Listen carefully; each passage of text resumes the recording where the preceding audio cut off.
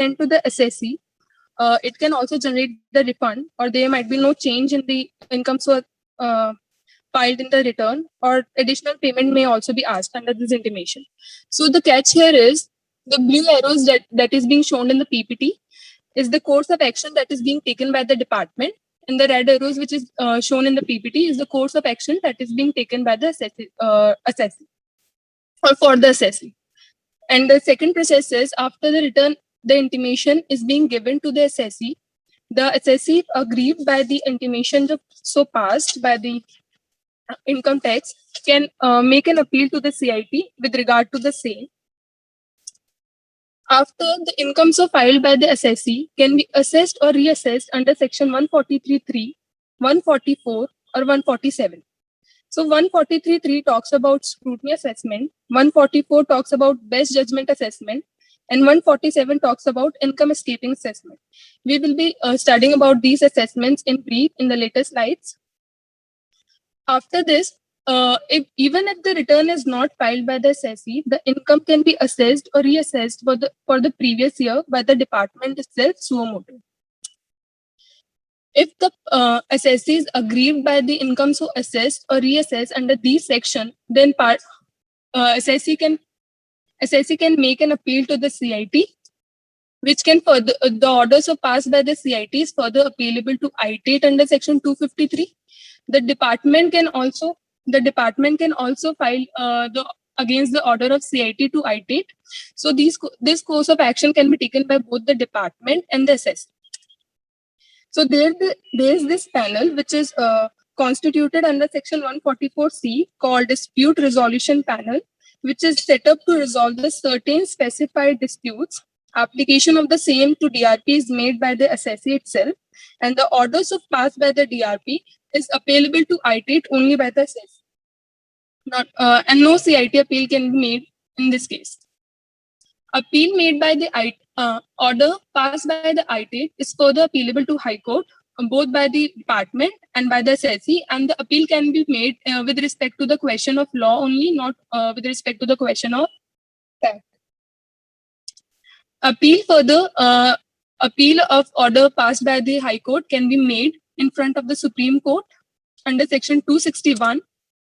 Further, there is also provision of downward revision by CIT under section 264, which can be made both. The application for downward revision can be made both by the assessee and by the department. So, giving a brief overview of the 264. So, under section 264, CIT or PCIT, either on his own motion or on the appeal made by the assessee, can call and examine the records of any proceeding in which the order other than order referred under section 263 is passed, has been passed by AO, and CIT and PCIT may revise such order as it deems fit. An upward revision can also be made under section 263, and application under this section under 263 can only be made by department, where CIT and PCIT can call for examination of records of the proceeding and for which the order has been passed by the AO, which is erroneous or prejudicial to the interest of the revenue. Further, appeal against this order can be made to ITATE, which is further appealable to High Court and Supreme Court. And all these orders under section 143(1), all these orders which is being shown in the blue boxes is subject to rectification of order under section 154. This is also the course of remedy which is available against these orders. So this was the brief overview of the entire process. अगर मैं एक short में गुंजन की बात को summarise करूं, तो आज की क्लास हम लोग केवल लिमिटेड करेंगे IT80 तक. तो आप केवल अपने दिमाग तक IT80 तक रखना. तो आप स्टार्टिंग से आप देखो, एक असेसी है, 31 March of any previous year end होता है. उसके बाद उसको अपनी रिटर्न फाइल करनी होती है. रिटर्न फाइल करने की अलग अलग डेट्स होती है for an individual, for a company जिनकी ऑडिट्स होती हैं. वो रिटर्न फाइल करता है 139 में. फिर डिपार्टमेंट क्या करता है, आपको इंटीमेशंस भेजता है. अगर उनको कोई क्वेरी होती है कि आपने कुछ गलत किया है, on the face of the record आपको कुछ गलत किया हुआ, तो आपको इंटीमेशन भेजता है. इंटीमेशन एक लिमिटेड पावर होती है कि वो कुछ 6 चीजों के लिए वो आपको इंटीमेशन भेज सकता है। ये सब 6 चीजों के लिए वो कुछ भेज सकता है, उसके लिए इंटीमेशंस होते हैं। अगर आपका कुछ गलत होता है उस इंटीमेशन में तो आपका इंटीमेशन ऑर्डर आता है। दैट सेम थिंग अगर आपको लगता है, असेसी को लगता है वो गलत है, that is appealable before the CIT appeals. CIT appeals की आगे भी एक अथॉरिटी है, सीआईटी ने अगर आपके फेवर में किया या आपके अगेंस्ट में किया, the both is appealable. Department भी और असेसी दोनों आईटीएटी के पास जा सकते हैं।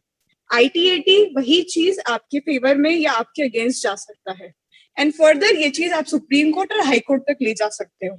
अभी आपके दिमाग में सिंपल सा एक कॉन्सेप्ट होना चाहिए, एक असेसी रिटर्न फाइल किया, उसमें क्या क्या गलती थी उसके रिटर्न्स में, उसको इंटीमेशन आया, वो चीज आगे कैसे आपकी रिजॉल्व होगी या नहीं रिजॉल्व होगी, ये पूरा प्रोसेस आज की क्लास में हम बताएंगे।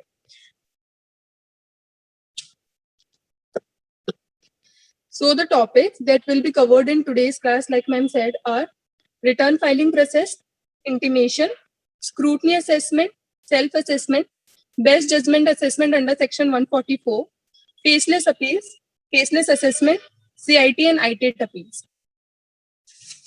So moving forward to our next topic, that is ITR procedure under section 139. So ITR can be filed either voluntarily or mandatorily. Voluntarily, ITR can be filed by the person where he is not required to file the ITR mandatorily, जहाँ पे वो without compulsion भी ITR file कर सकता है on his own. Whereas mandatory return filing के लिए कुछ specified cases है where the mandatory return is to be filed mandatorily. The first case is her company को has to file the ITR, whether the company is public, private or foreign company. Second, any limited liability partnership or unlimited liability partnership has to file its ITR mandatorily. Second, third, any individual whose total income exceed the basic exemption limit, whose gross total income exceed the basic exemption limit. That is, before taking any deduction under Chapter 6, if your GTI exceeds the basic exemption limit, that is 2,50,000, then you have to mandatorily file the ITR. Fourth, if the person carries out the high value transactions as per the 7th proviso to section 139(1). अब high value transactions क्या है? तो there are basically 3 specified transactions which are termed as high value transaction. The first is अगर किसी person ने 1 CR या उससे ज्यादा aggregate में 1 or more current accounts में जो उसने बैंक के साथ maintain कर रखे या किसी cooperative बैंक के साथ उसने डिपॉजिट कराया है during the previous year, then the person is bound to file the ITR under section 139. Second, if the person has incurred any foreign travel expenditure of more than 2 lakh then for himself or for any other person, then the person is required to file the ITR. Say Mr. A ने 21-22 के अंदर जून के अंदर 1 लाख का एक travel expenditure किया, foreign travel expenditure, and उसने जुलाई के अंदर 1.5 लाख का फॉरेन ट्रेवल एक्सपेंडिचर किया. सो इन अग्रीगेट उसने पूरे ईयर के अंदर 2.5 लाख का ट्रेवल एक्सपेंडिचर किया, तो which exceeds the limit which is being specified in the section, that is 2 lakh. Therefore, Mr. A has to mandatorily file the ITR for such previous year. Or say Mr. A ने instead of himself, he incurred this expenditure for his spouse, then also he is required to mandatorily file the ITR because the section specifically says if he has incurred the expenditure for himself or for any other person. Third, if the person has incurred electricity expenditure of more than 1 lakh, then the person is mandatorily required to file the ITR. And the fourth case is if the person is ROR and he is the beneficial owner of any asset which is located outside India, then the person is required to mandatorily file the return, or has any beneficial interest in any entity located outside India. Beneficial interest का मतलब जैसे कि हमने किसी entity जो बाहर situated है उसके अंदर हमने equity shares ले लिए, तो हमें क्या ITR फाइल करनी पड़ेगी. और second, if the person is beneficiary of any asset, then also situated outside India, then also the person is required to mandatorily file the return. अब हम इससे एक example लेते हैं. Say Mr. C has a substantial income in India and Mrs. C does not have taxable income. Both are residents and ordinarily resident. Like we have seen कि सिर्फ ROR पे those person who are ROR The section is applicable on only those residents. Mr. C purchases a house property in Singapore in the name of his wife by transferring 1 CR from India to Singapore. Now, Mr. C is a beneficial owner of the house property in Singapore, and Mr. C is beneficiary. So, is both of them are required to file the return, or it will work if either one of them will file the return? So, as per the section, both of them are apparently both of them are required to file the return because Mr. C is the beneficial owner of the house property and Mr. C is beneficiary. However, there is this proviso number 5 to the section 139, which says कि if the income is already clubbed, जिस income के respect में you are filing the mandatory return, it's already clubbed with other person in the other person's hand. So, in case the other person will file the return, you are not required to file the return. Therefore, Mr. C is the beneficial owner, तो वो file करेगा return. Mr. C, जो कि beneficiary है उस house property की, is not mandatorily required to file the return as per the proviso 5th. उसके बाद the next is the return filing procedure. Return filing procedure under section 139(1). इसके अंदर हम देखेंगे different sort of return which has to be filed by a person. The first is section 139(3), which talks about the filing of ITR in case of loss. The loss return, if you, as per section 80, if you want to carry forward any losses to the preceding years, in such a case you have to mandatorily file the return.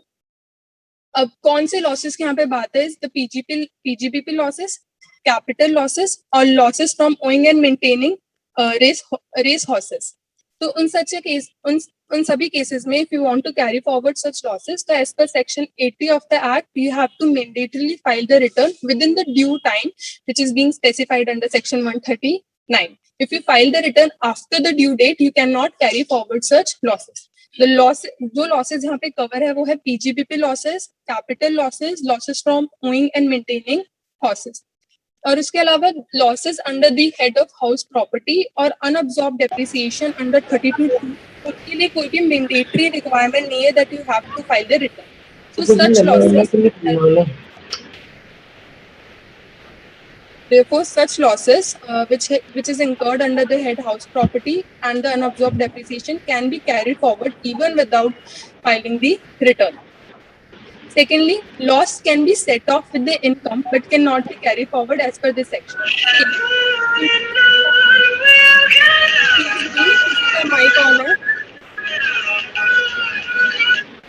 Can everyone please make sure कि इनका mic off है? Okay, so let's continue with the example. Say Mr. A has income, long-term capital gain of 2 lakh and PGBP losses of 5 lakh during the previous year 21-22. In such a case, and Mr. A is required to file his ROI by 31st October 21, but he files the ROI on 15th November 21. In such a case, since Mr. A has income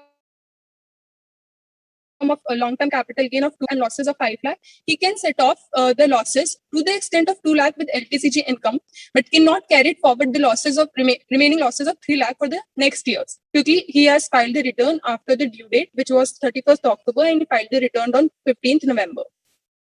Secondly, if the losses were of house property, then the losses could have been carried forward because uske andar there is no requirement for you to file the return within the due date. The condition which is being stipulated under this section applies only for the year in which the losses is incurred, not for the purpose of carrying forward the losses. Say, during the year I incurred a loss of 5 lakh, PGBP loss of 5 lakh, then I have to file the return during this year, in the year which I have incurred the losses, for the purpose of carrying forward the losses for the next years. Now, when I have already carried forward the losses to the next year, it's not mandatory for you to file the return each and every year for the purpose of carrying forward the same loss. Next is 139(4), late filing of income tax return. If the assessee fails to file the return within the due time, अगर assessee ने due time के अंदर return file नहीं करी है, तो वो belated return भी file कर कर सकता है. Now there has been amendment in this section in which the return is the time limit to file the belated return is being revised. Earlier it used to be you can file the belated return before earlier of the following dates, before the end of the relevant assessment year or before the completion of assessment. Now, before the end of the relevant assessment year, this time limit is being changed to 3 months before the end of the relevant assessment year. The next is 139.4a to 4f. So basically 139.4a to 4f will be covered in the further slides, where we will talk about the different institutions which are required to file the ITR under these sections. Next is section 139.5, revised return. So basically, if any person files return under section 139.1, that is a normal section, and 139.3, that is the loss return, or 139.4, that is late filing of income tax return, if discovers that there is any omission or wrong statement in the ROI which is being filed earlier, then the person can revise the return. Now, what is the time limit of revising the return? It is also similar to what is being mentioned in 139.4, that is before the end of the relevant assessment year or before the completion of the assessment. Now, since the time limit under section 139.4 is being revised, the time limit under section 139.5 is also being revised and changed to 3 months before the end of the relevant assessment year or completion of assessment, whichever is earlier.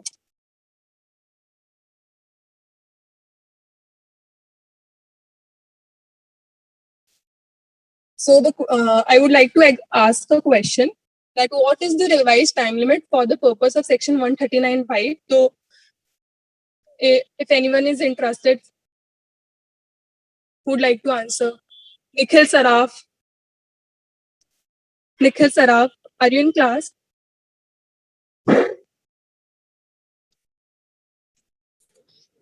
Hello. Hello. Hi, Nikhil. What I just told?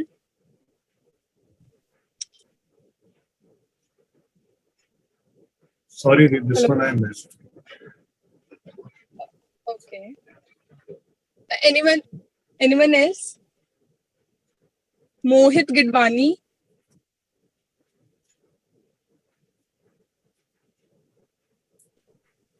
Yeah, Di. Mohit. हाँ Mohit. Can you please repeat the section 139.5? मैंने क्या time limits बताई थी? Or not remember the. Anyone else? May I? Who is this? Jatin Agarwal. Okay, Jatin. Can you please repeat the time limits which I have just told under section 139.4 and 139.5? Earlier, the time limits under section 139.4 and 5 were the year on which the assessment is completed. Sorry, the relevant assessment year or the date of assessment, whichever is earlier. But now it has been revised, and now the revised time limit is 3 months before the end of relevant assessment year or before completion of assessment, whichever is earlier. Thank you, Jatin.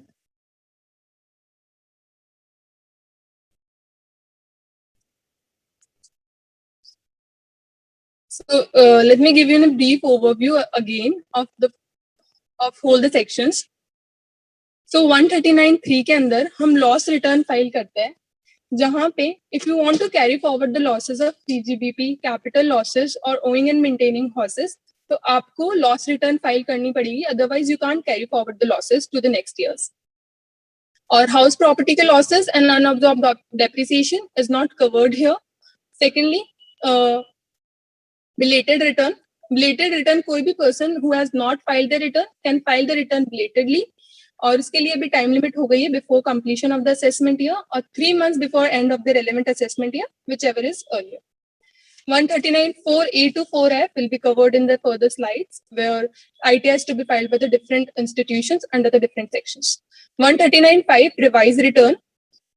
If there is any omission or कुछ गलती हो गई है return में, तो you can always file the revised return within the due time, जो कि mention किया गया है 3 months before the end of the relevant assessment year or completion of the assessment, whichever is early. So 139.9 defective return. If return shall be considered defective if you have the proof of tax which is being paid by you, self assessment tax, और अगर आपने report 44 AB की file नहीं करी है तो, और prescribe form के अंदर आपने अगर रिटर्न फाइल नहीं करी है तो, कैन एनीवन टेल मी कि प्रिस्क्राइब फॉर्म से क्या मतलब है और कितने ITR फॉर्म्स हैं?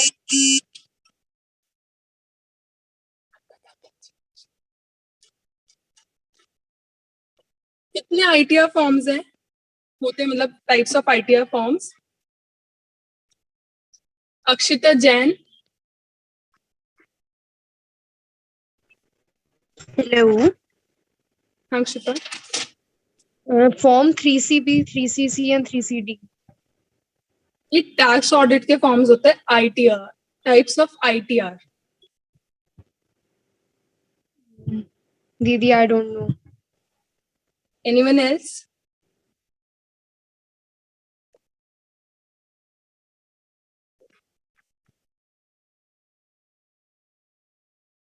Hrithik Mittal. Yes, Didi. So, ITR prescribed form or for ITR is like ITR 1, 2, 3, 4. Like ITR, I think 1 is how for. many are there? I think 8 forms or something.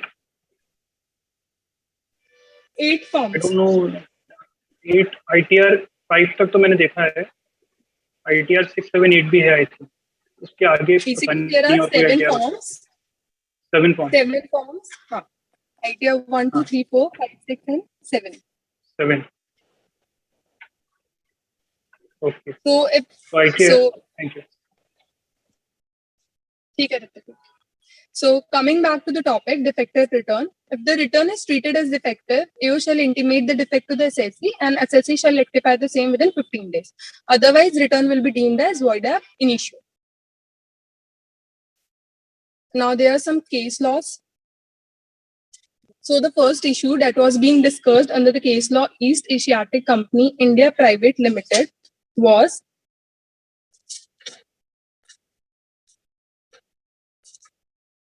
he said, the set off and carry forward of the depreciation is governed by section 32(2), like I have told earlier. 32(2) is not covered for the purpose of filing the loss return. Therefore, it is not governed by the section 80. You can always carry forward the unabsorbed depreciation even if the ROI is not filed within the due date.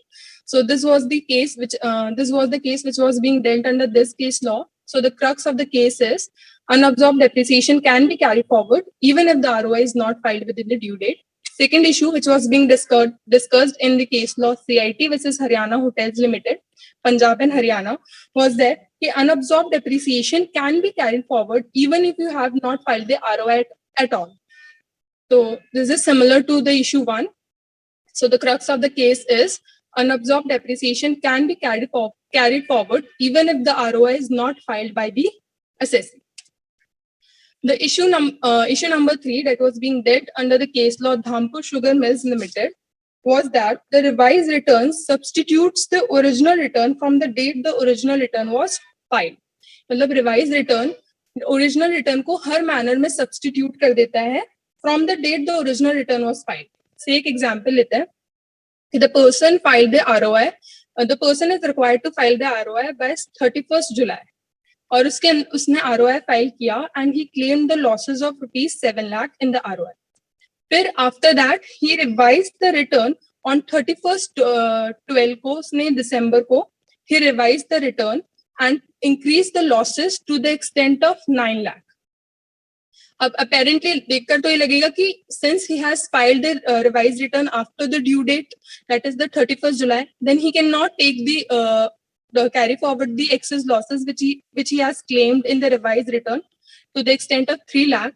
But this was held in the Dhampur Sugar Mills Limited. Ki revised return substitutes the original return in every form. Therefore, it will be deemed कि revised return भी within the due time file की गई है and the rupees 9 lakh जो है पूरा assessee can be carried forward by the assessee. So the crux of the case was the revised return substitutes the original return from the date original return was filed. Now the second is the Circular 9 by 2015. So let's say there is a person, Mr. A, who is required to file the return by 31st July 2021. But because of some technical glitch, he could not file the return by 31st July. However, he got successful in filing the return the one day after the due date. So apparently, अगर हम देखें तो since he has filed the return after the due date, तो say उसने losses claim किए 50 लाख के अपनी return के अंदर, तो क्या वो carry forward कर सकता है? Since he has filed the return after the due date, that is 31st July अगर उसकी due date है, तो उसने 1st August को file किया. Because of the technical glitch, he could not file the return on 31st July. So can he carry forward the losses he has claimed in the return? अगर हम पिछली discussion के ऊपर देखें तो can he carry forward the losses? कोई बताएगा?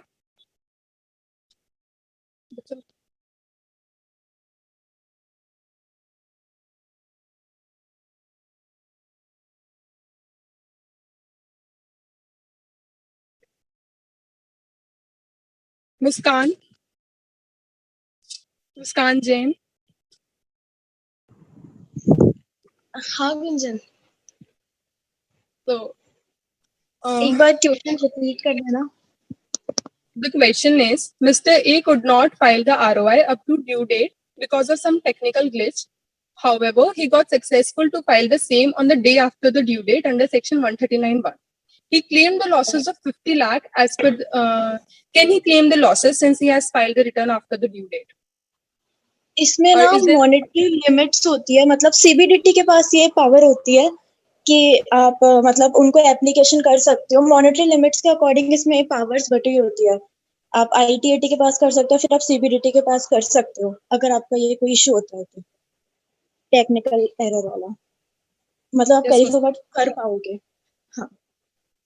So like Muskan said, there is this circular who, for the purpose of removing this genuine hardship, the delay can be condoned by CBDT to the extent the losses to claim is up to is more than 50 lakh.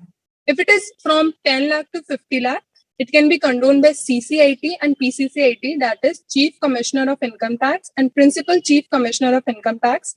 And if it is up to 10 lakh, it can be the delay can be condoned by CIT and PCIT, that is Chief Commissioner of Income Tax and Principal Chief Commissioner of Income Tax. We will discuss the hierarchy in the later slides. So return filing under section 139(4)(a) to 4(f). So under section 139(4)(a) to 4(f) talks about different types of return which is to be filed by different institutions. So there is this section 139(4)(a). This says कि return trust को अपनी return file करनी है if the trust wants to take the exemption under section 11 and 12. अगर उसका without exemption under section 11 and 12 income जो है basic exemption limit से ज्यादा एक्सीड कर जाता है. 139(4)(b) के अंदर पॉलिटिकल पार्टीज को जिनको एग्जेम्पशन 13A में मिलती है उनको रिटर्न फाइल करनी है अगर उनका without this exemption, that is section 13A की एग्जेम्पशन के विदाउट उनका जो है इनकम बेसिक एग्जेम्पशन लिमिट से ज्यादा एक्सीड कर जाता है. 4C के अंदर हॉस्पिटल और इंस्टीट्यूशंस जो कि सेक्शन 10 के अंदर मेंशन है, they have to file the return अगर उनका without exemption under section 10 income जो है बेसिक एग्जेम्पशन लिमिट से ज्यादा एक्सीड कर जाता है. 4D के अंदर कॉलेज और यूनिवर्सिटीज और एजुकेशनल इंस्टीट्यूशंस जिनको 35 के अंदर रिसर्च के लिए एग्जेम्पशन मिलती है, they have to file the return under 4D. REIT और इनमेट, that is the business trust, उनको 4E के अंदर फाइल करनी है और 4F के अंदर investment funds mentioned under 115UB उनको रिटर्न फाइल करनी है. 4D, 4E और 4F में जो मेंशन लोग हैं उनको मैंडेटरीली रिटर्न फाइल करनी है. 4A और B और C में अगर स्पेसिफिक एग्जेम्पशन से ज्यादा बेसिक एग्जेम्पशन से ज्यादा इनकम एक्सीड कर जाती है, then they have to file the return. So due dates of return filing under section 139. So there are basically 3 due dates: 30th July, 31st October, and 31st November. So the individual who do not need their accounts to be audited, or employees who are being paid the wages, or the self-employed individual or freelancers or consultants can file the return up to the date 30th July of the relevant previous year, from the end of the relevant previous year. or the individual who is required to get their accounts audited under 44AB, or any business entity or the working partner employed with a firm or a consultant is required to file the return up to 31st October. And those who are required to file the report under 92E are required to file the return up to 31st November. Now there has been amendment. जहाँ पे working partner, the name working has been removed from the section. So therefore, every partner who is employed with the firm whose accounts are being audited is now required to file the return up to 31st October. And the catch here is the audit report under section 44AB is to be filed 1 month before the aforementioned deadlines. Ab inquiry before assessment under section 142(1). Before moving on to section 142, अभी यहाँ तक हमने पूरा पढ़ लिया कि return filing का पूरा प्रोसीजर कैसे होता है, कि रिटर्न फाइल कैसे करते हैं. तो आई नो ये चीज याद नहीं लगेगी, बट एक सुनने के लिए ठीक है कि कौन से ITRs होते हैं जो इंडिविजुअल्स या कंपनीज को भरने पड़ते हैं. सो ITR 1 is for those individuals who are resident having a total income of less than rupees 50 lakh. Yeah, who are having income from salaries or house properties. House property, other sources, and agriculture income up to 5 lakh rupees. ITR 2 उन individuals के लिए है for individuals and HUF जिनकी कोई other income है other than the PGBP की income है. ITR उन individuals और HUF के लिए है जिनकी income है PGBP के थ्रू, मतलब business और profession के लिए. तो 1 is for those individuals जिनकी total income 50 से कम है, salary income है, house property और other sources की income है. उन 2 है उस इंडिविजुअल के लिए और HUF के लिए जिसकी PGBP के अलावा इनकम है. 3 उन इंडिविजुअल्स के लिए और HUF के लिए है जिनकी केवल PGBP की इनकम है. 4 उनके लिए है जिनकी टोटल इनकम, इंडिविजुअल और HUF जिनकी टोटल इनकम 50L के ऊपर है, प्लस जिन्होंने ये स्पेसिफाइड आपने कंप्यूट किया हुआ है बिजनेस प्रोफेशन की इनकम, उन्होंने 44AD ADA उन्होंने ऑप्ट किया हुआ है. ITR 5 is for those other than the individual HUF या कंपनी के लिए. 6 is for companies, but इसमें वो कंपनीज नहीं आएंगी जो 11 में रजिस्टर्ड है, दैट इज ट्रस्ट. ये सब रजिस्टर्ड ट्रस्ट या इंस्टीट्यूशन या स्कूल्स कॉलेजेस उसमें नहीं आएंगी. ITR 6 is only for companies. ITR 7 is for those institutions जो 139(4)A में जो ट्रस्ट हैं, 4B पॉलिटिकल पार्टीज, 4C और 4D के लिए है. आपको ये याद करने की जरूरत नहीं है, बट कभी आप पढ़ेंगे तो आपको ये याद हो, मतलब एक ओवरव्यू होना चाहिए कि हाँ ITR 1, 2, 3 ये सब किसका, ये आपको आगे काम आएगा. तो कभी कभी गो थ्रू दिस कि हाँ ये ITRs होते किसके लिए हैं. So continuing with the discussion, as per section 142(1), generally we file the ITR as under section 139 as per the relevant section. पर कभी-कभी होता है when you don't file the ITR under section 139, department can also give you the notice to file the ITR. And this section in detail will be covered in the further slides. Now, hierarchy in income tax authority. So basically, there is this board called Central Board of Direct Tax, and there are 2 divisions of this board. The first is investigation wing that carries out the assessment of income. The first is assessment wing that carries out the assessment of the income. The second is investigation wing, which collects the intelligence and carries out inquiries and searches to spot the tax evasion. Collating the info gathered by investigation wing, the central circle prepares the assessment order. The assessment wing के अंदर the highest authority is Principal Chief Commissioner of Income Tax and Chief Commissioner of Income Tax. Comes under it is Principal Commissioner of Income Tax and Commissioner of Income Tax. Comes under it Additional CIT or Joint Commissioner. Comes under it Assistant Commissioner, Deputy Commissioner. Comes under it Income Tax Officer. Comes under it Tax Recovery Officer. And the last is Inspector of Income Tax.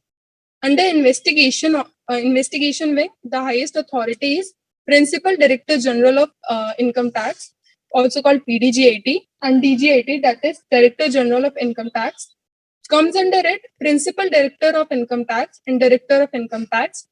Comes under it Additional Director of Income Tax and Joint Director of Income Tax. And the last is Assistant Director and Deputy Director.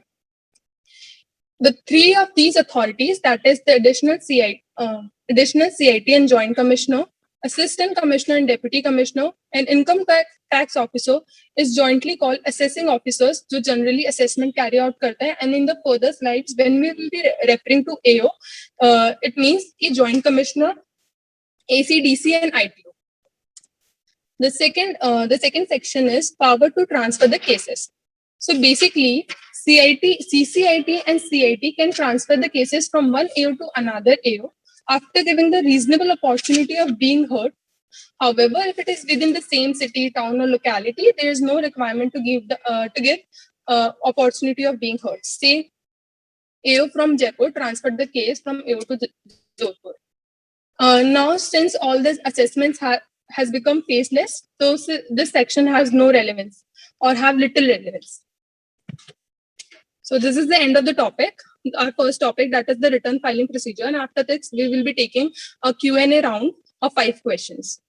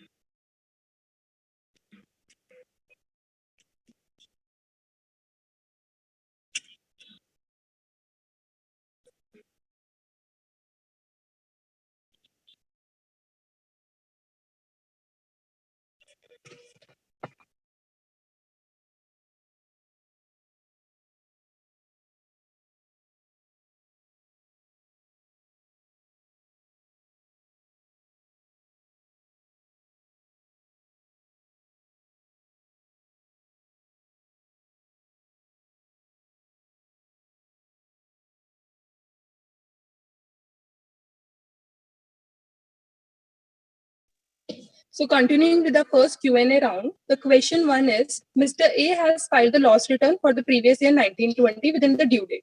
Say the due date was 31st July, so Mr. A filed the return for the previous year 1920 within the due date, that is by 31st July. Now, no income or loss was earned in previous year 2021. And is there any obligation to file the return under section 139 since A thinks कि previous year 2021 के अंदर कोई भी income नहीं है, so he's not required to file the return. Is there any obligation to file the loss return under section 139(3) for the previous year 2021 to carry forward the losses of previous year 1920? So who would like to answer the question? Rohit Maheshwari.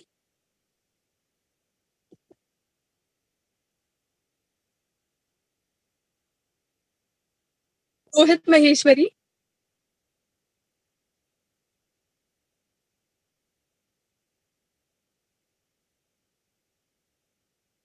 Payal Agarwal.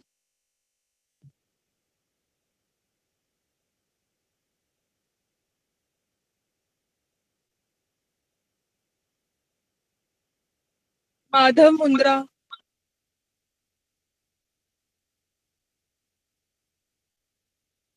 Hello. Rohit. Hello. Hello. Who is this? Payal? Payal.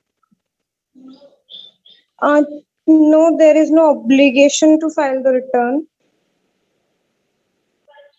Yes, the answer is correct. Since the previous year, losses was incurred in previous year 1920, and in that year, the Mr. A filed the return within the due date. Therefore, there is no requirement to file the return in the next years for the purpose of only carrying forward the losses.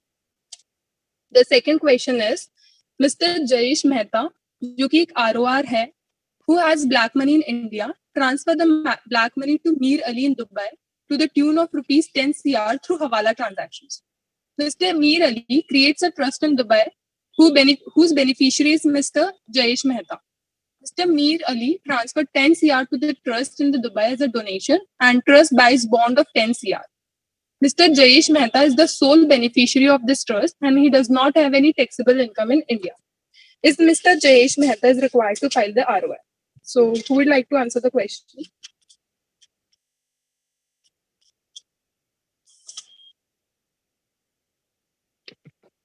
Lakshya Sharma. Hello. Lakshya. I think there is a requirement because in the slide there was a mandatory return filing section in which if ROR has any beneficial interest, then he has to file return. Yes, Lakshya. Now, as per the fourth proviso to section 139(1), Mr. Jayesh Mehta, who is the beneficiary of any asset located outside India, that is the trust, जिसके through bonds buy किए गए, and the money has also been transferred by Jayesh Mehta through Hawala transaction. Therefore, Mr. Jayesh Mehta is the beneficiary of the trust, and he is required to file the return as per the requirement of fourth proviso to section 139(1). The next question is, due date of filing return was 30th October. Mr. A could not file the same till 12 a.m. of the due date and had to carry forward the losses of 50 lakh. However, he was able to file the same till next day. Can he carry forward such losses? Who would like to answer? Ayush Kataria. Hello. Hello. Ayush, you are audible. According to me, he can't carry forward the losses because if there is no technical glitch or something, then he can't carry forward the losses as he has not filed the return in time. So, technical glitch was just an excuse. He can actually carry forward the losses. The delay can be condoned by the CBDT or CIT or PCIT as per the required limits, which is being mentioned in Circular 9 2015. Technical glitch was just for the purpose of question. So generally he can. ऐसा कुछ भी नहीं है कि केवल technical glitch के कारण वो कर सकता है.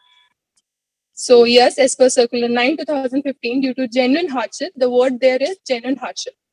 So if assessee could not file the return, he can the losses can be carried forward and can be condoned by CBDT, CCIT, PCIT, CIT, and PCIT within the due limits.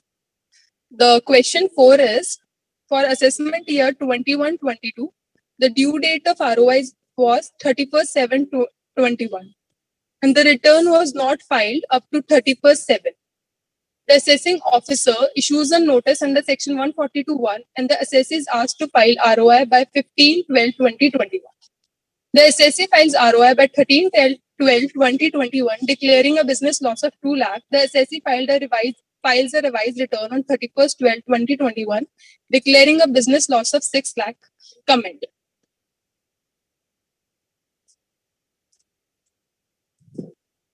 Bhavesh Kabra.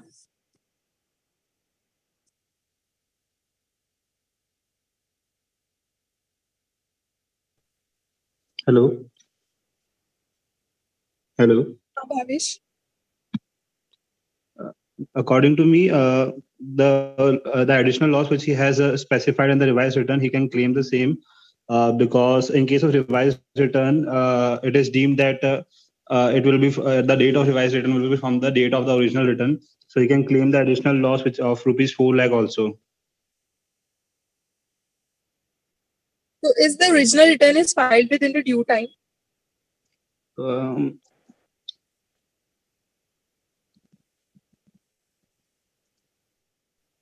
The answer is, since the original return was not filed within the due time, तो ये revised return नहीं होगी. मतलब original return ही due time में file नहीं की गई थी, तो losses जो है 6 lakh के cannot be carried forward. The question 5th is, Mr. A has paid the electricity bill of 1,20,000, having income earned during the year of rupees 2 lakh. He feels that he is not required to file the return. Is Mr. A is required to file the return? Hani Gupta. Hello. Hani. He's mandatorily required to file the return because his electricity expense exceeds rupees 1 lakh. Yes, sir. So the Yes, as per proviso 7th of section 139, Mr. A is mandatorily required to file the return. So here with all these questions, we are done with the Q&A round, and we'll be proceeding further to our next topic.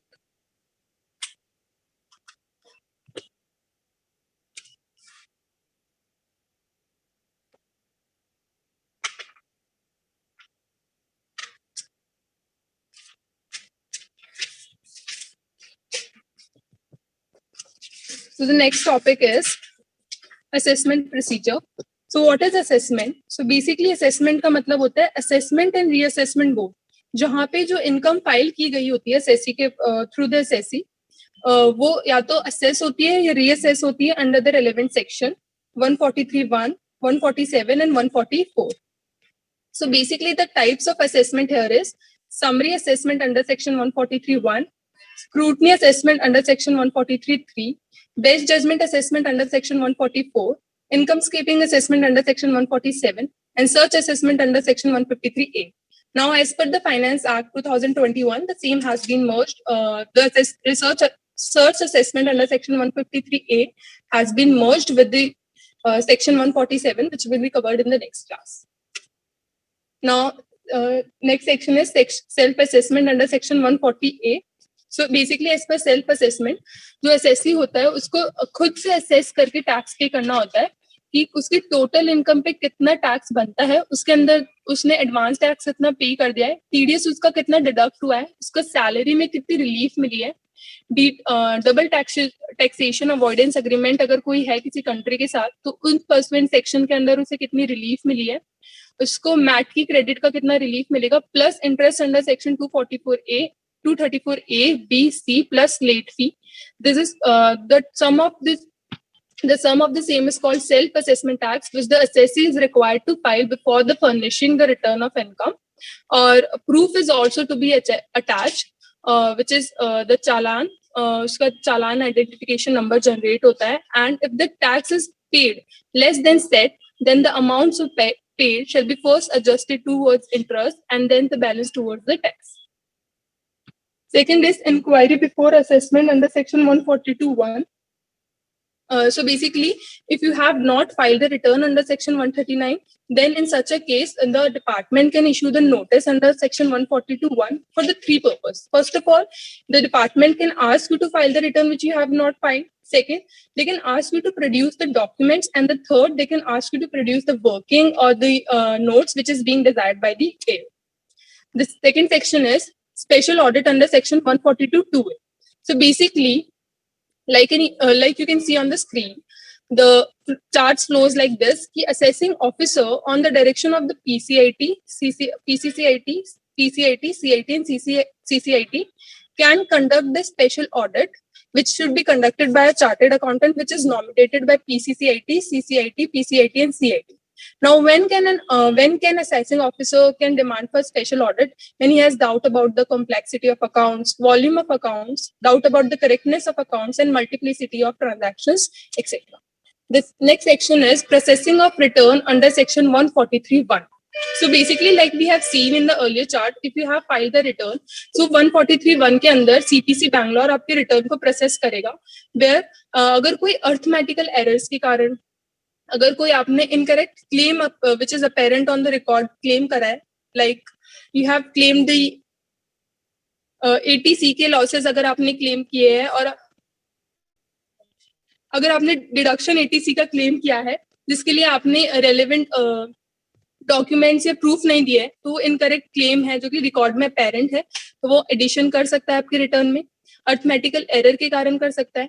जो भी डिसअलाउंसेस है losses के, अगर आपने 139(3) की due date के अंदर अगर आपने फाइल नहीं करी तो वो डिसअलाउ कर सकता है लॉसेस जो आपने क्लेम किया है।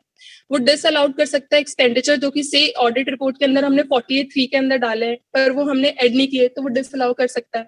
वो डिसअलाउ कर सकता है अगर आपने सेज या फिर चैप्टर 6 की हेडिंग सी के अंदर डिडक्शन लिए है 80C के अकॉर्डिंग, अगर आपने ड्यू डेट से पहले रिटर्न फाइल नहीं करी है तो वो भी डिसअलाउ हो सकता है। और addition of income appearing in 26A, AS and 16A और 16 भी ऐड कर सकता है। अगर कोई 26 AS के अंदर, 16 फॉर्म 16 के अंदर, 16A के अंदर अगर income दिख रही है. But this section is being addition and pursuant to this section particularly is being removed from 1/4/2018. After the adjustment is made, a notice will be given to the assessee. So assessee can either reply within 30 days.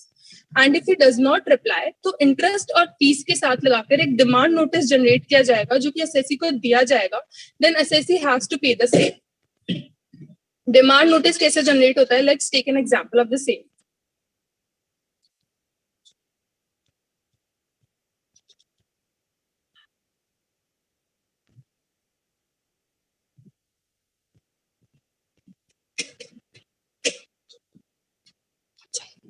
Like in this example, department ने intimation generate किया था. SSC के अंदर SSC ने 12 section 11 and 12 के अंदर exemption ले लिया था without filing the form 10B. तो डिपार्टमेंट ने एडिशन कर दिया था और सीपीसी बैंगलोर से जब हमें इंटीमेशन आई तो हमने उसका रिस्पॉन्स दिया. रिस्पॉन्स के बाद डिपार्टमेंट को रिस्पॉन्स सही नहीं लगा तो डिपार्टमेंट ने इंटीमेशन भेजी जिसके अंदर उन्होंने जो भी हमें लाइक यू कैन सी कि फर्स्ट कॉलम के अंदर हमने जो डिडक्शंस ले रखे हैं उन सबको डिसअलाउ करके हमारी रिटर्न के अंदर उन्हें जीरो कर दिया और उन्होंने डिमांड जनरेट कर दी with respect to the same.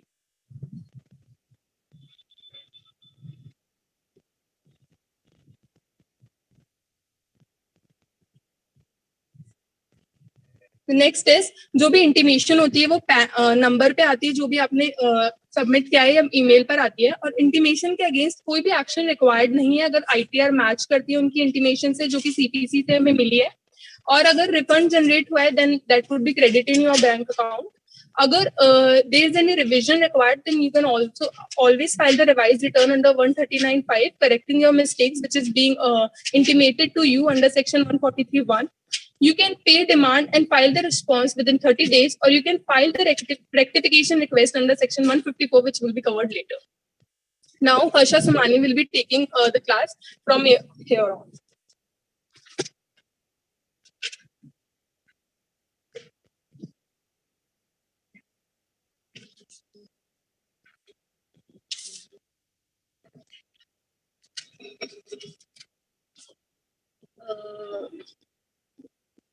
Good afternoon, everyone.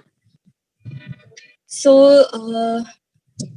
what can anybody please explain me what was the 143(1)?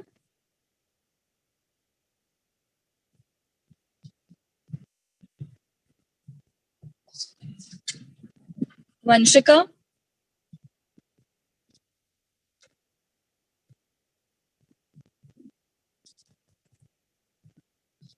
Devanshu?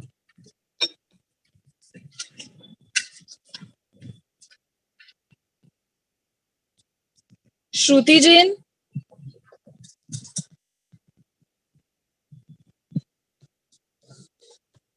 Hello, I'm not audible.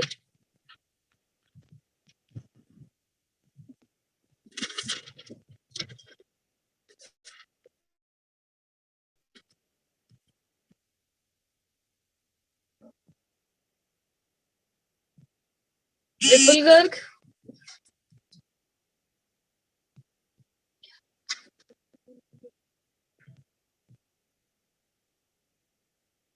Vandita?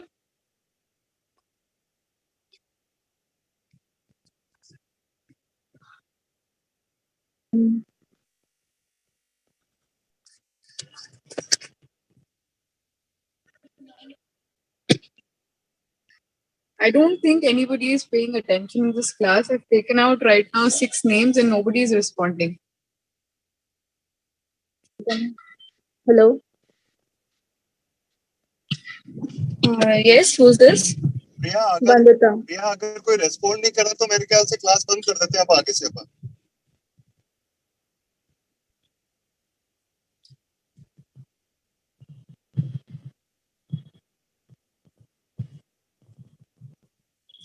Yes, Vandita. It was intimation. Yes, intimation. Intimation under section 143, subsection 1. Okay. Something else would you like to add? After the income tax returns are filed by the taxpayer, the CPC processes the return and then intimation is sent under section 143 subsection 1. Yes. Once the assessment is done by the department, they send the intimation to all the assessees. And in case they found any of the amount to be distracted or different from the return already submitted, then we can appeal against that in such case.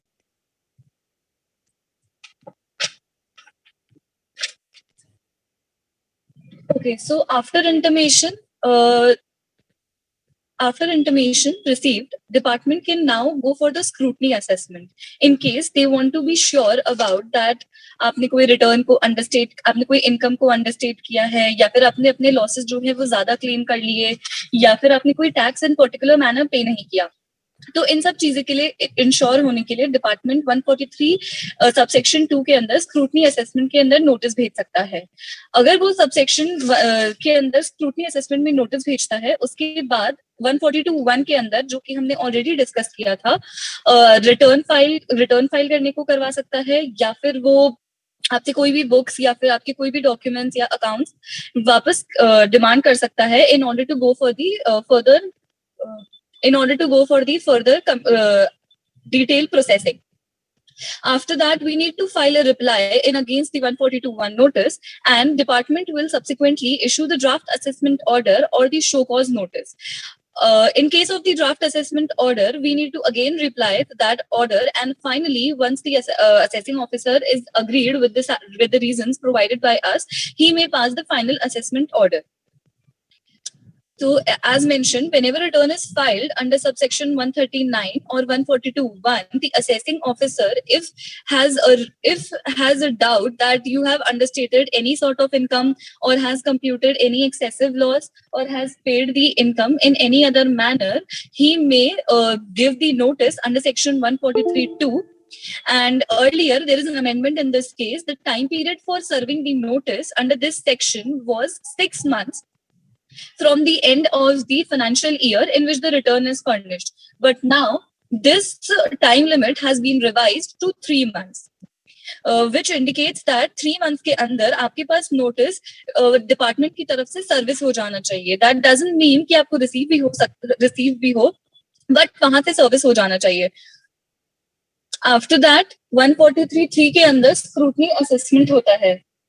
After that, 143(3) में scrutiny assessment होता है. Department on the basis of the material and the जो भी आपने documents provide कराए हैं, उनके basis पे आपके एक assessment करेगा and pass कर देगा order determining what is the amount of the tax to be paid, or in the case of the any assessment of the refund. ये जो असेसिंग ऑफिसर है वो उस लॉसेस या उन एग्जेम्पशंस को डिसअलाउ नहीं कर सकता जो कि under subsection 10, 21, 22B, 23A, 23B और 23C में हो. बट अगर ये गवर्नमेंट ने बोला है कि यस आप ये डिसअलाउ कर दीजिए इन द पर्टिकुलर सिचुएशन, तो हाँ वो डिसअलाउ हो सकती है, बट जनरली ये डिसअलाउ नहीं होती है.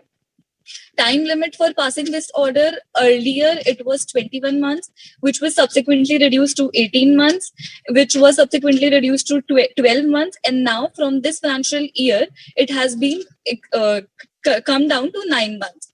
So 9 months के अंदर from the assessment year in which the income was first assessable, assessment scrutiny assessment complete हो जाना चाहिए assessing officer का. For this purpose, we can show assessment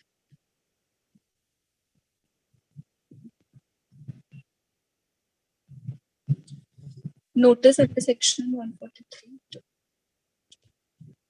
Notice under section 143(2).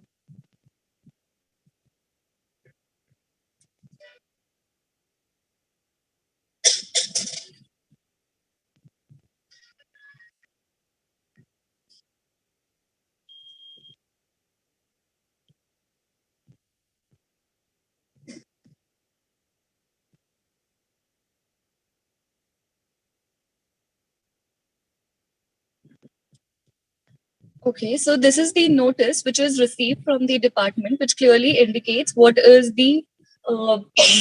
the points they will be considering for the scrutiny assessment. And finally, on the basis of this, they will issue the scrutiny assessment order under section 143(3).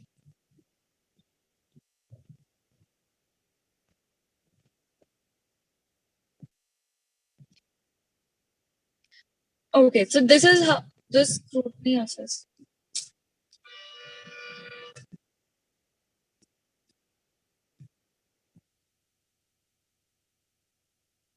So this is how the scrutiny assessment order looks like. It indicates the issues, then the consideration taken by department, then the addition made by department with the detail which the department considers.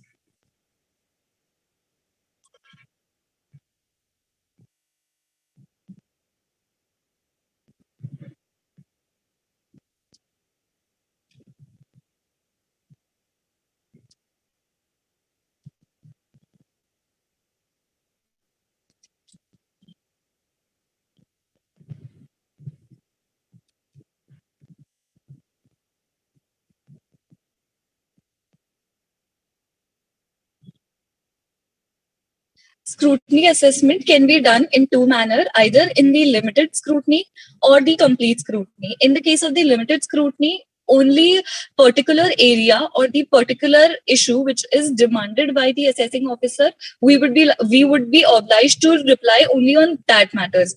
And for the complete scrutiny, we need to file the return along with all the supporting documents for the complete scrutiny of the case. There is a case specifically mentioned under section 292BB, which indicates that in the case there is any time limit or any notice issued by the assessing officer which exceeds the time limit mentioned, say for example under section 143(2), 3 months from the end of the relevant assessment year, or in the case of the 143(3), 9 months in which the return is originally assessed.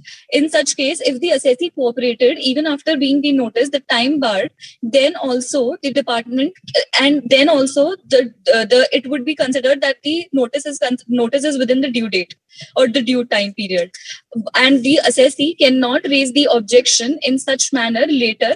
Once initially agreed with that same matter, he cannot raise the objection in the later time period. Now focusing on the faceless assessment. So अभी तक अगर हम summarise करें तो सबसे पहले हमने return file किया, फिर हमारे पास इंटीमेशन आया. Intimation can be only in respect of the 6 matters referred देयरइन.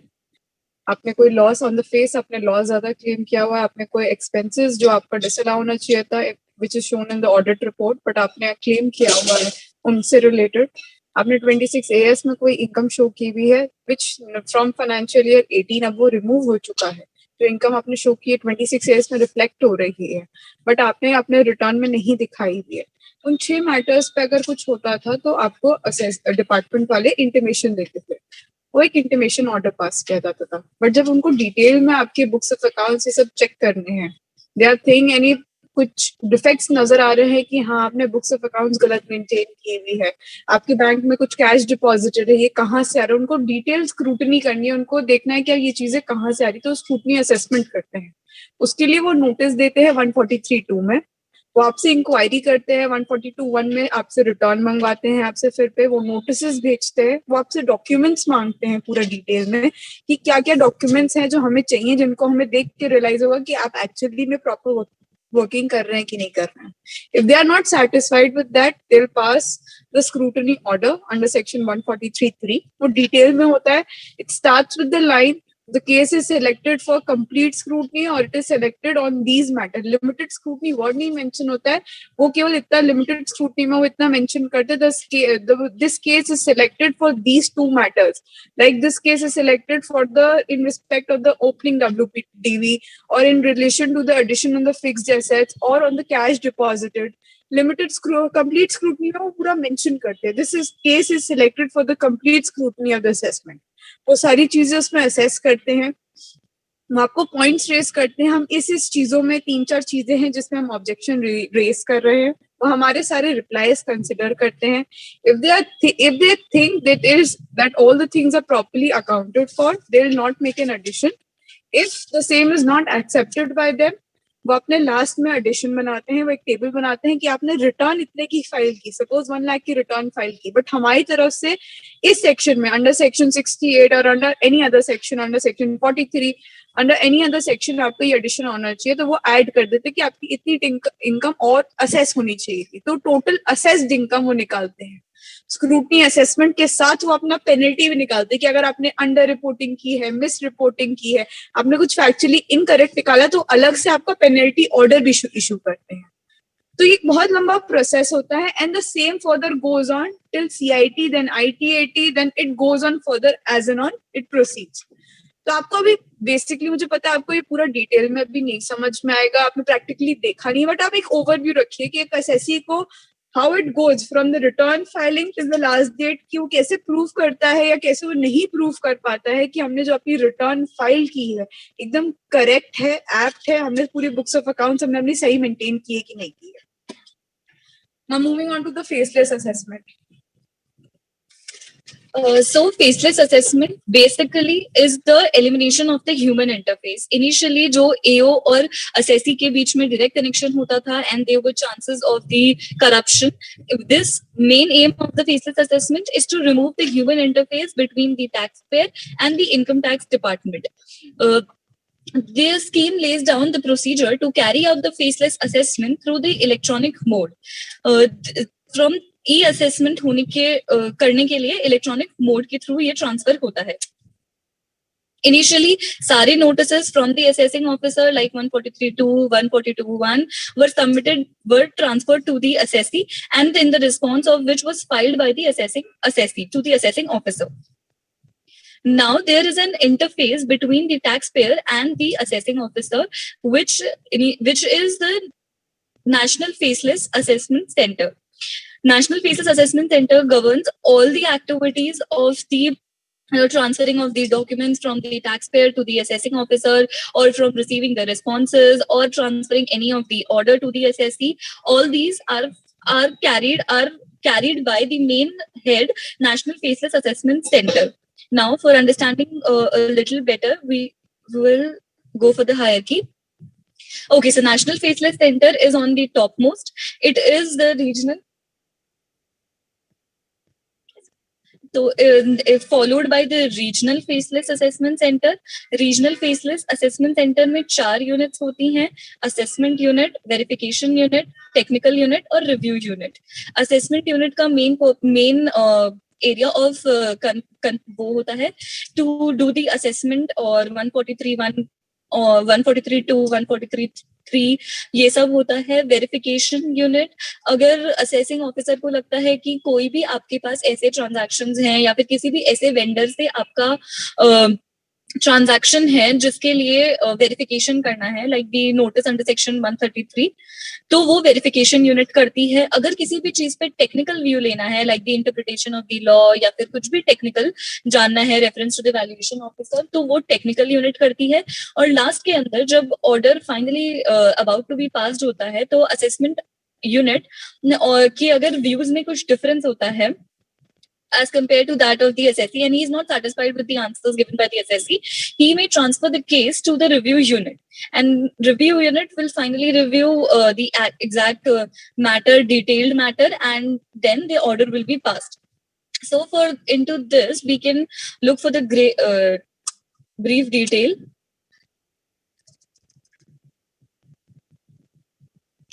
Okay, so first of all, this is the relation between National Faceless Assessment Center and the assessee. First of all, notice is received by the assessee from the National Faceless Assessment Center. Assessee will file the response of that within the 15 days. अगर assessee को, अगर National Faceless Center को लगता है कोई भी documents या फिर कुछ भी information उसे चाहिए और वो transfer करे to the और वो request पे होता है to the assessing officer. ये तो वो इंफॉर्मेशन डिमांड कर सकता है असेसी से। जब इंफॉर्मेशन डिमांड करेगा असेसी से और इंफॉर्मेशन प्रोवाइडेड कर दी जाएगी assessee national faces appellate center will transfer the same to the assessing officer, जो कि जितने भी assessment unit पे बैठे होते हैं वो लोग सब assessing officer होते हैं, उनको forward कर दी जाएगी report to the assessee, and on the basis of the material obtained assessing officer जो है transfer कर देगा, एक draft order pass करेगा, ये draft order वापस से transfer किया जाएगा to the assessee and assessee अब अगर चाहे तो अपना इसके अगेंस्ट में अपील कर सकता है, या फिर इसके अगेंस्ट में अपनी कोई और अपॉर्चुनिटी ऑफ बीइंग हर्ड मिलती है बेसिकली असेसी को, और इसके अगेंस्ट में वो अपने और फर्दर डॉक्यूमेंट्स वगैरह सबमिट करते हैं, and finally a draft order will be passed by this, and final order will be passed by the national faceless appellate centre. अगर असेसिंग ऑफिसर सेटिस्फाइड नहीं है on the basis of the information obtained by the assessee, तो वो case transfer कर देगा to the review unit और assessing unit की अगर ओपिनियन सेम है after considering all the evidences, तो ड्राफ्ट ऑर्डर पास हो जाएगा, अपॉर्चुनिटी ऑफ बीइंग हर्ड मिलेगी असेसी को, और फाइनल ऑर्डर पास हो जाएगा। लेकिन अगर उन दोनों के बीच में डिफरेंस ऑफ द ओपिनियन है रिव्यू यूनिट और असेसिंग यूनिट के बीच में, तो एक थर्ड असेसी यूनिट को भी ट्रांसफर किया जाएगा केस, और मेजॉरिटी ऑफ उसके बेसिस पे ड्राफ्ट ऑर्डर पास किया जाएगा और फाइनल ऑर्डर पास किया जाएगा। तो the process, summarised process is initially order will be issued from the NEAC to assessee, and and this case is simultaneously passed to any of the assessment unit. Assessment unit will then demand for the request for the information or the report, and which will be again transferred to the notice of 142(1) to the assessee. Assessee will submit the report or the documents to the NFEAC, and NFEAC will forward the same to the assessing officer. On the basis of the material obtained, if he is satisfied, opportunity of being heard is given to the assessee, and he will then pass the draft order and pass the final order. But if there is a difference in the opinion, they will be passing it to the review unit, and review unit will then pass the final order and the draft order. Now, section 144.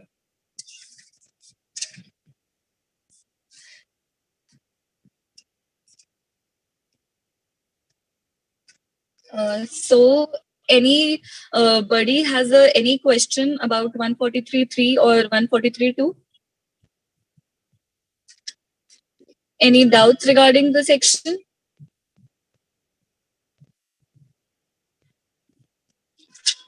Can anybody explain the process of the scrutiny assessment?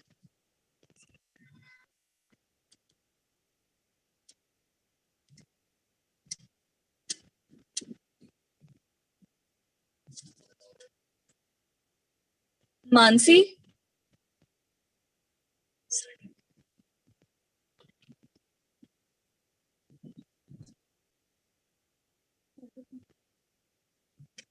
Rakshita?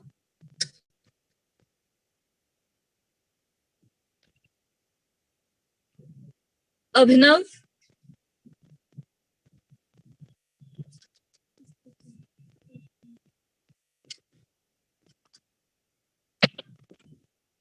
Okay. I think there are no doubts.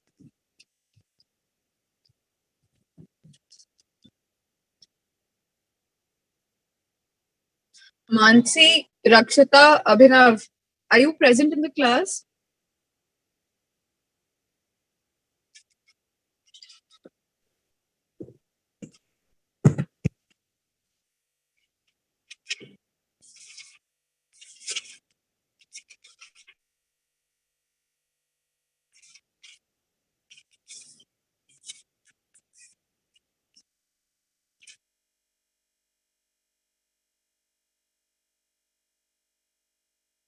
Tanya Khattar?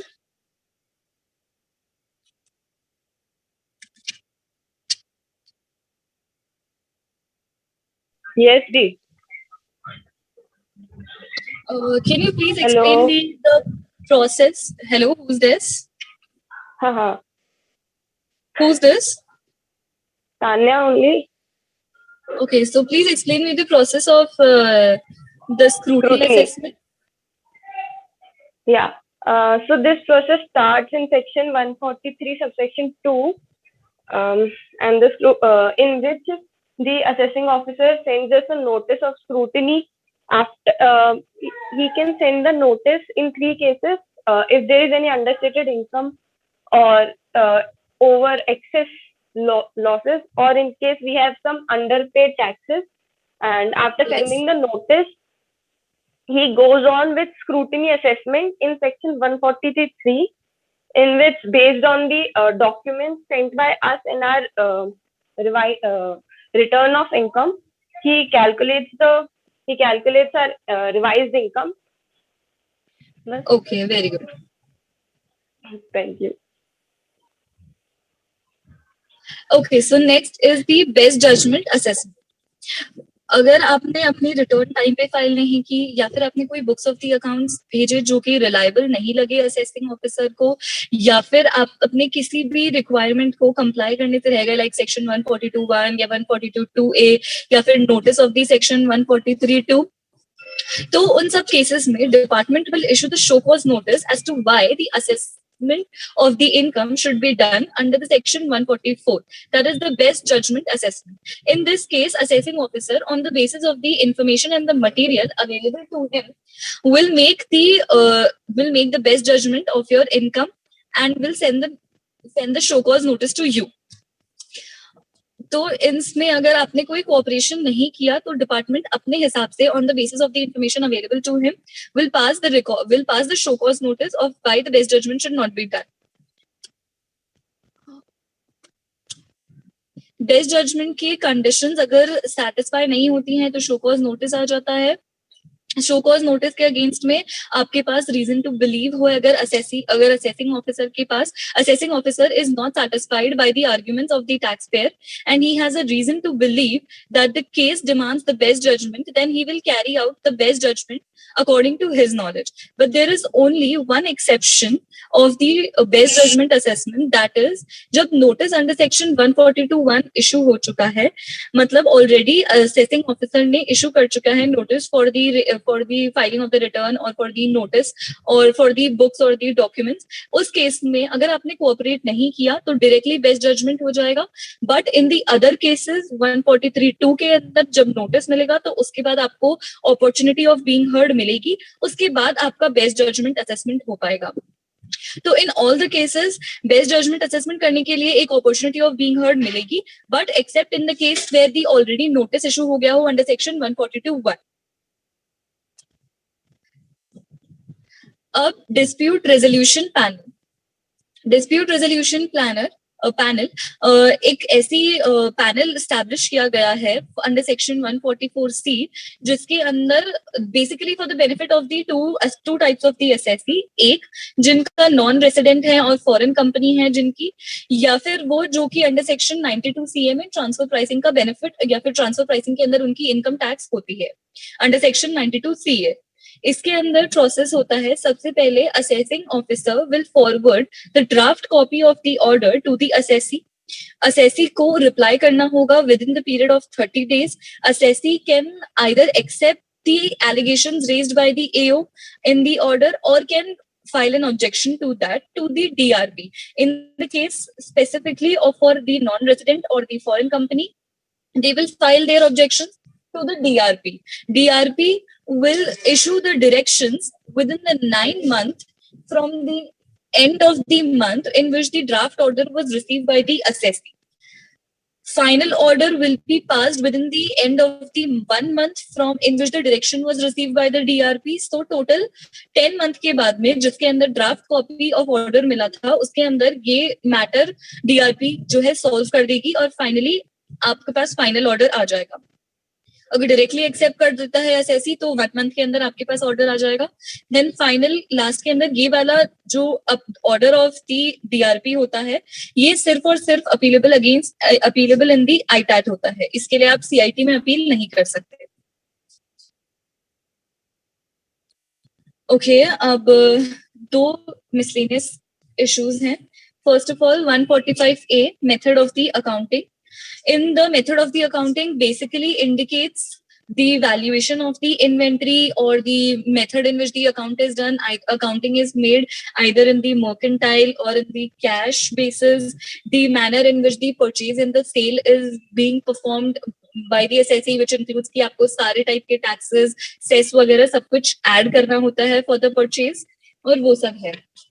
Then under section 142A कि अगर some cases में जब assessing officer किसी asset या फिर किसी land and building या फिर किसी property या किसी investment को consider करता है या उसके पास जो case होता है उसके अंदर ये सब involve होते हैं, तो उस point of time पे assessing officer is not a technical expert, so he may refer to the valuation officer to determine the value of the particular asset property, and on the basis of such report he will make the addition or the disallowance of the such an expenditure in your assessment.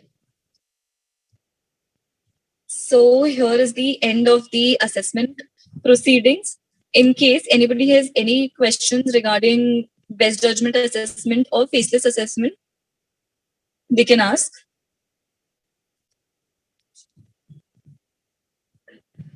Okay, so anybody can please explain me the best judgment assessment?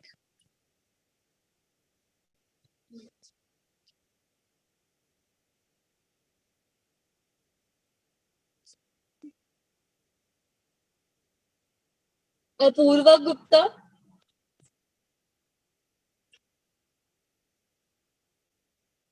Isha.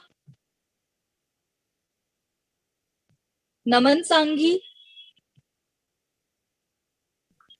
Ma'am, according to me, hello. Hello, who's this? Naman. Okay.